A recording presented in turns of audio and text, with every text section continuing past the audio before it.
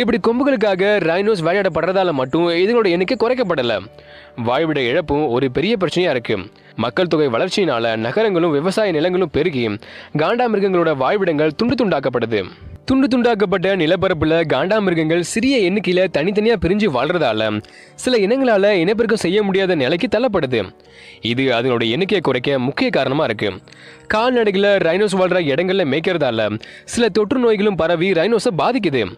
இதோட சேர்ந்து காலநிலை மாற்றத்தால அதிகமான வறட்சியும் அதிகமான வெள்ளமும் ஏற்பட்டு ரைனோஸ் எண்ணிக்கையை மோசமா குறைக்குது. இந்த காரணங்களால 20ஆம் நூற்றாண்டோட தொடக்கத்துல 5 லட்சமா இருந்த ரைனோஸோட எண்ணிக்கை இப்ப வெறும் 27,000 குறைஞ்சிருக்கு.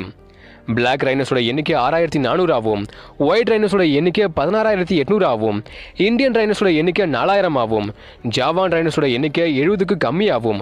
சுமத்ரன் ரைனோஸோட எண்ணிக்கை 34 இருந்து 47 இருக்கு. இதுங்க எல்லாமே தெற்கு அப்புறம் கிழக்கு